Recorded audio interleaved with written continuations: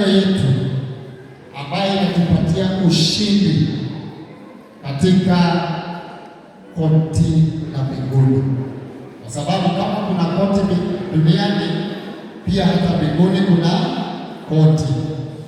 Na ili tuweze kushinda, lazima tujue vile ambavyo tutakavyorainisha maombeo yetu na neno la Mungu, ili tuweze kumshinda shetani na kushinda katika kesi zote ambazo zinaletwa mbele zetu na yule muovu shetani. Biblia inasema kwamba shetani ni mstaki wa wadugu, is the accuser of brethren, katika kitabu cha Revelation chapter 12 verse 10. Revelation 12 verse 10, tutasoma verse 10, verse 11 and verse 12. 11, 10, 11, 12. Let us read. This is what the Bible says. Then I heard a loud voice in heaven saying, now the salvation and the power and the kingdom, dominion, reigning of our God and the authority of his Christ have come. And the authority of Christ has come. For the accuser of our believing brothers and sisters has been thrown down at last. He who accuses them and keep bringing charges of sinful behavior against them before our God and day and night. And they overcame and conquered him because of the blood of the Lamb and because of the word of their testimony. For they did not love their lives and renounce their faith, even when faced with death. Verse 12. Therefore, rejoice, O heaven, and you who dwells in the presence of God. Woe to the earth and to the sea, because the devil has come down to you in a great wrath, knowing that he has only short time. Amerushwa duniani, ambaye huwa analeta mashtaka mbele za Mungu. Mashtaka inapelekwa wapi? Kotini. Ni ukweli. So tuna kotini mbinguni, mahali ambapo mashtaka huwa inapelekwa, na shetani huwa anabeba file kila siku akipeleka mashtaka katika koti la mbinguni, akikustaki na akinistaki, akikustaki na akinistaki. Lakini ili tuweze kushinda kesi, tunastahili kukuwa na very strong advocate. And who is our advocate? Jesus. Say together with me, Jesus. Jesus is our advocate. Na yeye ndiye anayetutetea kotini. Ukisoma mahali pengine Biblia inasema ya kwamba na akaonekana mwana-kondoo aliyechinjwa mbele ya kiti cha enzi, na malaika and thousands of angels together with the elders wakatoa sauti kubwa wakisema salvation has come, na wakisema ya kwamba worthy is the Lamb of God who has broken the seals of the book. Hallelujah. Na kukawa na kushangilia, na kukawa na nyimbo ambazo zinaimbwa, na kukawa na shangwe kubwa, kwa sababu our advocate ameshinda already. Hata tukistakiwa, kesi yetu imeshindanwa. Hallelujah. We are more than conquerors. But remember this, you can have a very powerful advocate, lakini wewe ukuwe very poor in confession, because the advocate rely with your confession. Yani wakili anategemea kile atakachoambiwa. Are you getting this? Na wakili anategemea kile atakachoambiwa cha ukweli. Ndiposa unakuta ya kwamba wakili unastahili umwambie ukweli. Kama umeua, umwambie kweli, nilifanya nini? Niliua. Ili na yeye ajue vile atapeleka kesi yako ya kuua ikose kukua mada, ikuwe manslaughter. Hello? Ili uweze kuachiliwa na bail. Ili uweze kuachiliwa na bail. Na unajua our bail is the blood. That's why they overcame him by the blood and by the words ambazo zilikuwa zinatoka midomoni mwao. So naliposa mkesha, I think on Sunday nikasema watch your mouth. Linda mdomo wako kile ambapo kinachotoka kwa kinywa chako, kwa sababu hicho ndicho wakili anachochukua na anaenda kukirepresent wapi? Mbele ya koti. Praise the name of the Lord. Kwa hivyo tutafanya our due diligence, tujue neno la Mungu linasemaje. Sawa sawa. Na hiyo sio mwanadamu atakufanyia, ni wewe utaenda kutafuta Biblia, ujisomee Bible, ujue neno linasemaje kuhusu your promises. Na one of the promise ambaye tumepromisiwa ya kwamba we have victory in the court of heaven because of our confession and because of the blood of Jesus. Hallelujah. Praise the name of the Lord. Therefore, you have to, lazima ujue ya kwamba uko na advocate, uko na lawyer. Advocate, they are different, by the way.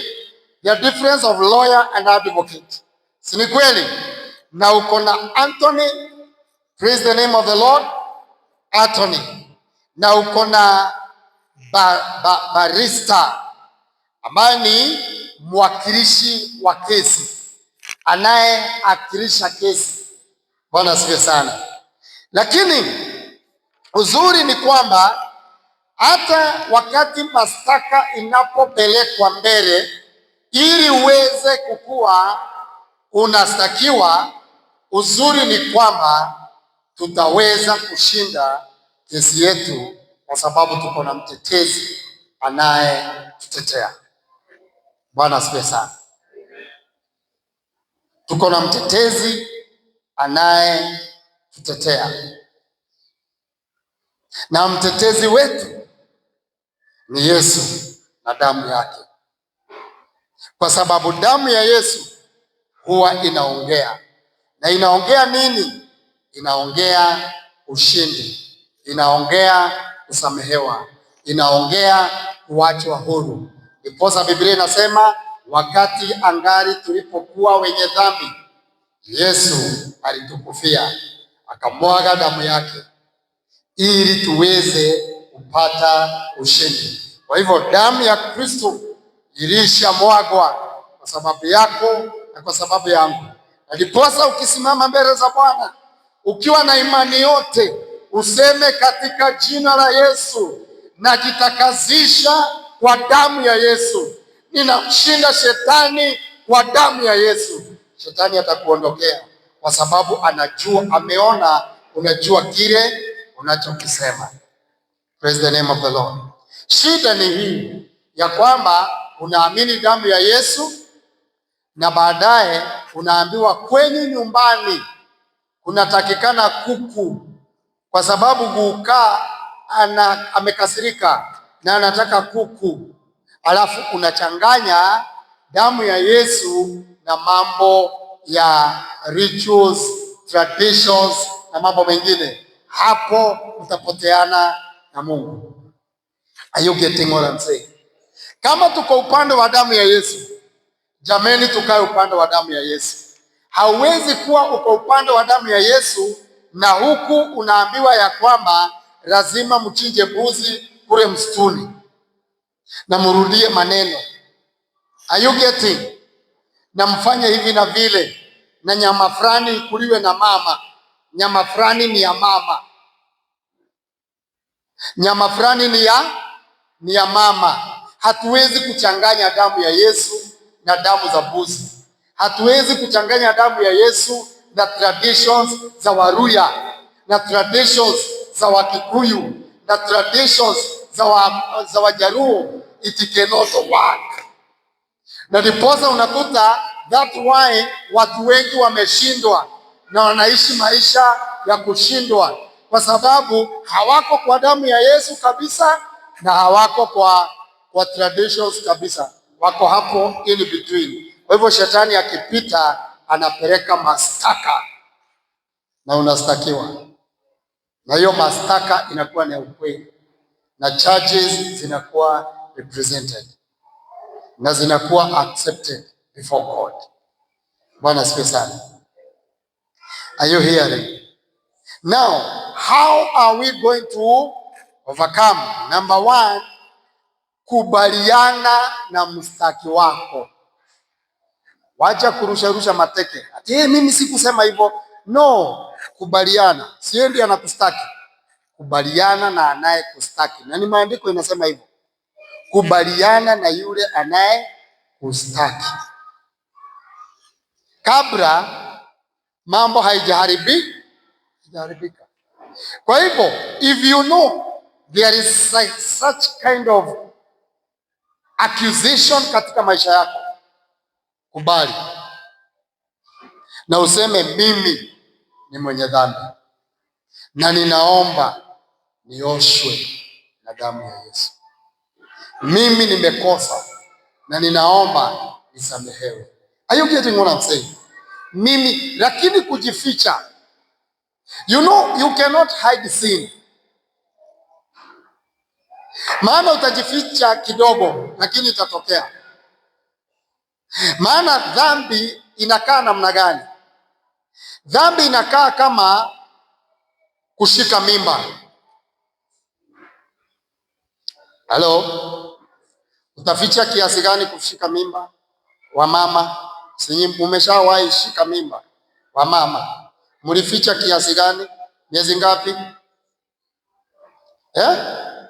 Nimesikia mmoja amesema 6.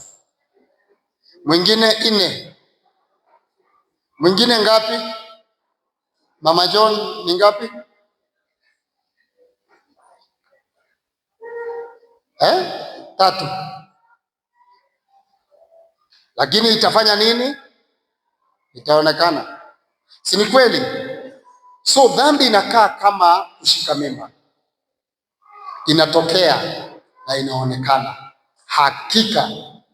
Kwa hivyo kabla hata ionekane, jipeleke mbele ya Mungu. Jipeleke katika kotini na umwambie Mungu, I'm here. I'm guilty as charged. And I want your pardoning.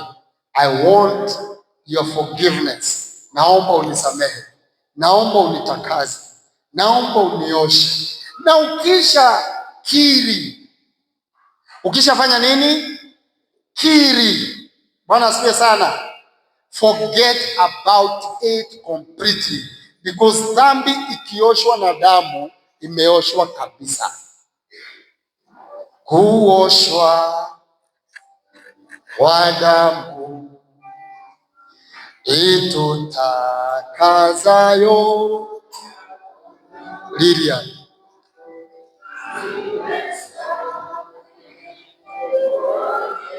tuongeze sauti.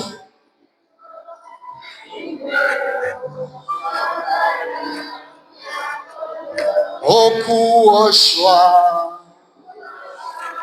kwa damu itutakasayo,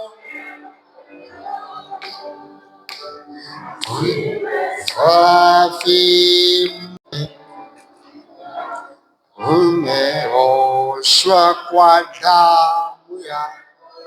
Unaposimama mbele za Mungu na unakiri dhambi zako mbele za Mungu, hiyo kwa sababu hata Mungu ameisahau. The problem ambayo tunakuwaga nayo ni ya kwamba unaomba Mungu akusamehe, lakini kila jioni unaambia Mungu nisamehe. Jioni Mungu nisamehe, asubuhi Mungu nisamehe. You don't believe that the blood of Jesus imekuosha. Accept the forgiveness, accept the cleansing that comes from the blood of Jesus. By so doing, we shall overcome the devil by the blood of Jesus and our confession. Unasema, I am the righteousness of the Lord. Kuna wimbo inaendaga hivyo, inaendaga aje? I am the righteousness of the Lord. Praise the name of the Lord. Na hiyo inakuwa your confession. I am the righteousness of the Lord. So, three things must be considered. One, what the devil says in the court of heaven is very considered. That's why wakati alipoapia mbele ya Mungu na mbele ya malaika, aliulizwa, Shetani, umetoka wapi? Akasema, nimetoka huku na huku. Halo? Na akapewa na nafasi aseme kile ambacho kimemleta. Kwa hivyo God is just even to the devil. Na kama Mungu ni just kwa Shetani, anawezaje kukuwa just kwako? Hello? God is just. Mwambie mwenzako, God is just even to the Satan. Even to me God is just. Hata kwangu Mungu ni just. Bwana Yesu asifiwe. Number two, to be considered is what the Bible says in the court of heaven. What the Bible says. Wewe unajua neno gani la Biblia na utasimama na neno gani katika court of heaven? Ni nini unajua kimeandikwa? Maana Yesu alijua imeandikwa na akasema imeandikwa, mtu hataishi kwa mkate peke yake. Ama you think hata Yesu hakuwa amepelekwa court of heaven? That was court of heaven. Alikuwa katika kesi. Bwana asifiwe sana. Lakini akasema it is written, mtu hataishi kwa mkate peke yake. Alafu akaambiwa aje, enda juu ya nyumba ujiangushe, maana imeandikwa, malaika watakushikilia. Naye Yesu akasema it is also written that usijaribu Mungu muumba wako. Hello. So wewe unajua nini ambayo imeandikwa? Don't be empty Christian. If you are empty Christian in the court of heaven, utashindwa. You have to have the word of God with you. Na unasema it is written, hata kama niliangukia dhambi, it is written ya kwamba nitakapokiri dhambi zangu, yeye ni mwaminifu, atanitakasa, ataniosha, nitakuwa meupe. Hallelujah. Praise the name of the Lord. Imeandikwa. Na akaambiwa sasa niangukie, anguka, niabudu, nishujudu, nami nitakupatia mali yote. Naye akamwambia, abudu Mungu mmoja peke yake. Haleluya. Praise the name of the Lord. Alishinda kesi ama hakushinda? Akashinda, na shetani akafanya nini? Akaondoka. Biblia inasema shetani akaondoka. Hebu niwalete karibu. Come nearer ili uweze kushika kile nasema. James chapter 4 verse 7. Tuwekee James chapter 4 verse 7. Kuja karibu. Sikiza. Usiende mbali, come karibu. Nikuonyeshe how to overcome in the court of heaven. Vile ambavyo utakavyoshinda. Inasemaje? Therefore submit to God. Resist the devil and he will free from you. Tuendelee. Draw near to God and he will draw near to you. Cleanse your hands, you sinners, and purify your heart, you double-minded. Tuendelee. Lament and mourn and weep. Let your laughter be turned to mourning and your joy to groom. Humble. Skiza. This is how we overcome. Humble. Kubali wewe ni mkosaji. Humble, jinyenyekeze mbele za Mungu. Haleluya. Jinyenyekeze mbele za Mungu. Humble yourself in the sight of the Lord and he will lift you up. Tuendelee. Do not speak evil of one another. Hebu sikiza. Do not speak evil. Ndiposa mwaka huu utalinda hiyo kinywa yako. Mwambie mwenzako utalinda hiyo mdomo. Kwani unamuogopa? Sirilia ni uambie Mama Njeri. Mwambie wewe Mama Njeri utalinda hiyo mdomo. Wewe Lilian utalinda hiyo mdomo. Nasema tuambiane. Ambia mwenzako linda mdomo yako. Maana tunaharibu kwa midomo yetu. Tunasababisha tushindwe na shetani kwa midomo yetu. Because what you say matters. Hebu sikiza. Not only before God, but also before your neighbor, before one another. Take care. Take heed of what you are saying. Inasema do not speak evil to one another. Brethren, he who speak evil of a brother and judge his brother speak evil of the law and judge the law. But if you judge the law, you are not a doer of the law, but a judge. Tuendelee. There is one lawgiver who is able to save and to destroy. Who are you to judge one another? Who are you? Wewe ni nani? Mimi nakuuliza, hata wewe unaitazama kwa runinga. Who are you to judge Apostle Karanja? Who are you to judge another man who have given you authority and power to judge? It's only God who is a judge. He is our judge. That does not mean Apostle Karanja aishi maisha hohahohe, maisha ya kutokumuogopa Mungu, maisha ya kutokumtukuza Mungu. No, it does not mean that. I have a responsibility kuishi maisha ya kumuogopa Mungu na kutubu dhambi na makosa yangu. But who are you to judge me? Who are you to judge one another? It's only God who is our judge. Even the devil cannot judge you.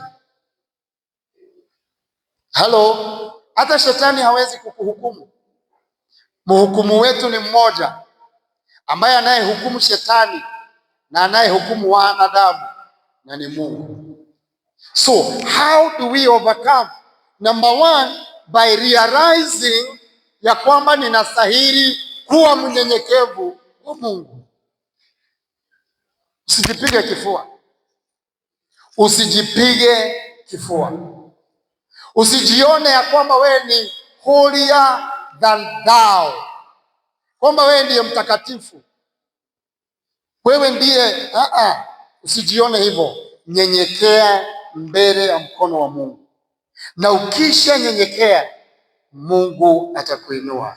Hiyo kuinuliwa ni kupewa uwezo, hiyo kuinuliwa ni kupewa nguvu, hiyo kuinuliwa ni kupewa ushindi. Ni wangapi wanataka ushindi 2026? Let us humble before God. Let us watch our mouth. Let us know how to speak. Praise the name of the Lord. Because our confession will determine or will be considered in the court of heaven. Number 3, what you say. What you say. What you say. Kile unachosema. Bwana asifiwe sana. Hallelujah. Praise God. Shetani kazi yake ni kuleta condemnation, si ndio? Lakini kazi ya Mungu ni kuleta conviction. Those are two words and they have difference.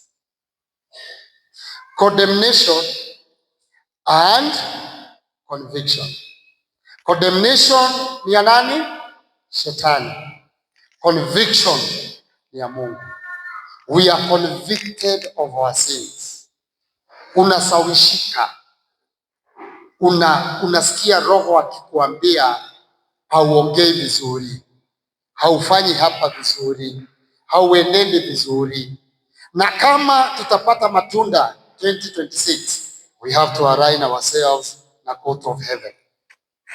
Hello, we have to align ourselves na court of heaven.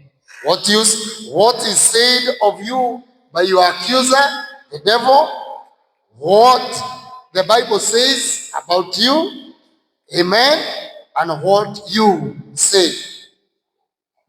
If you align yourself, this year tutapata matunda, this year tutapata ushindi. Bwana asifiwe sana. Na zaidi ya yote, kile unachowaso hata sema kwa mwenzako. Unasemaje kuhusu mwenzako? Unamuona aje? Kwa sababu mwenzako aliumbwa kwa umbo la nani? La Mungu. Kuna mtu ameumbwa kwa umbo la Shetani? No, tumeumbwa kwa umbo la Mungu. So if you call me foolish, you are calling who foolish? The creator of me. Maana yeye ndiye aliniumba. So we need to love one another, speak encouragement to one another, and God will bless us. Praise the name of the Lord. So do not condemn one another. Do not judge one another. Amen. And the condemnation belongs to the devil. But Romans chapter 8 verse 1 inasema hivi. Romans 8 verse 1. Romans 8 verse 1. Tusome. Romans 8 verse 1 inasema, there is therefore no condemnation to those who are in Christ Jesus, who do not walk according to the flesh, but according to the Spirit. There is no condemnation. Praise the name of the Lord. So the work that you are supposed to do, it is to make sure haukai mtu wa kimwili, hauongei kama mtu wa kimwili. At least uko na neno la Mungu ndani ya moyo wako. Unajua kile Biblia inachosema kuhusu hata hawa watoto wako, kuhusu mume wako, kuhusu mke wako, kuhusu hiyo biashara, kuhusu taifa. It is very unfortunate ya kwamba tumefika mahali hata tumekosa kabisa heshima ya watu wakubwa. We are calling them names. But remember, it is opening a door of the attack. Respect older people. Waheshimu. Bwana asifiwe sana. Hiyo sio ati ya kwamba haujui you are right. Just know you are right, but at least heshimu, maana the older person anaweza kukosea bila kujua kwamba amekukosea. Usimkemee kama mtoto wa rika yako. Hello, mheshimu. Let us humble ourselves ili tujiondolee a lot of what? Accusation, ili tuweze kuishi maisha ya ushindi. Kuna watu hapa biashara hazifanyiki. Kwa sababu gani? Maybe uliongea mabaya ya biashara ya mtu mwingine, na maandiko inasema apandacho mwanadamu anavuna. Hello, so usipande mabaya katika maisha yako, usipande mabaya kwa watoto wa wengine, maana utavuna kwa watoto wako. Don't plant evil seed. Ati unadharau mtoto wa mwingine. Bwana asifiwe sana. Mnaona huyo msichana anaitwa Jerry. Do you know why I hug that girl? Because she's an image of God. Na Mungu amemuumba vile alivyomuumba. Haleluya. Na hakuna makosa mzazi wake alifanya ati akazaa mtoto akiwa namna hivyo. Na hakuna Jerry, hakuna makosa amefanya akazaliwa hivyo. Are you getting what I'm saying? Lakini ukimpita hata hasaramu za Mungu hakuna. Unafikiriaje huyo mtoto ataona? Si ataona hakika, huyo mtu amenipitanisha. Si ndio? Si ndio? Heshimu. Hapo ndipo tutaweza kukuwa na ushindi, kwa sababu mastaka yetu mingi inakuwaga ni makosa yetu ya one another. Na ndio shetani anapeleka. Anasema angalia vile amefanyia fulani, angalia vile amefanya fulani. Kuna watu ambapo hata wanaenda prayer and fasting, wanasema tunaangusha huyo mchungaji, tunaangusha hiyo kanisa, tunaangusha hiyo. No, wewe ndio utaanguka. You cannot curse what God has blessed. How can you curse which God has blessed? Who are you?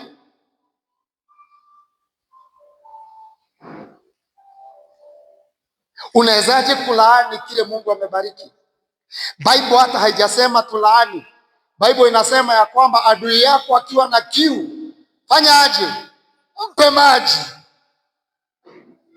Haleluya. Adui yako akiwa na kiu, mpe maji. Lakini it is very amazing ya kwamba kanisani ndio tunatengeneza maadui. Ati ya kwamba fulani hawezi akaangalia fulani, fulani hawezi akaangalia fulani. Hata watu wengine waliacha kanisa wanakaaga nyumbani ati kwa sababu walikuwazwa na mtu. Msamaha iko wapi? Mbinguni tutakaa aje? Hello? Ikiwa huwezi kutaka kuniona na nifike mbinguni, na may God help me, ni make it to heaven, wewe utaishi wapi? Then you have to choose kwenda jehanamu. Yeah, because nitakuwa heaven and you don't want to see me. You don't even want to hear me. Hello? Msamaha iko wapi? Are you hearing what I'm saying? Kwa hivyo mambo madogo madogo inasababisha tunashindwa na mashtaka ya nani? Ya shetani.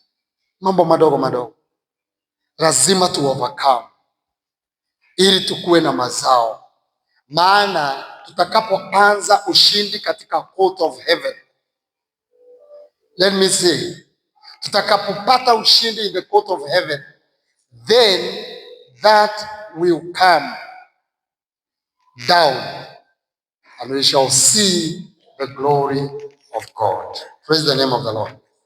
Ningelipenda nifikishe hapo, but I will continue by teaching or talking about how to come out victorious in the court of heaven and how to live as a Christian katika maisha ya ushindi. Bwana asifiwe sana. Mimi usiponiambia nisikuje kwako, but by the way, ukiniambia nisikuje kwako sitakuja. Nikikuandikia message ukose kunijibu, sitaandika ingine. But I have no problem. I have forgiven because I know I was also forgiven. Forgiveness is key. Is very important. Tunapokula meza ya Bwana, kama uko na mtu ambao unajua mumebebana na yeye kuanzia wapi? Kuanzia 2025. If you know kuna mtu mmebebana, mwache. Yeye ni wa Mungu. And you know cannot judge kile ambacho ni cha Mungu. Leave it to God. Allow God to have his way.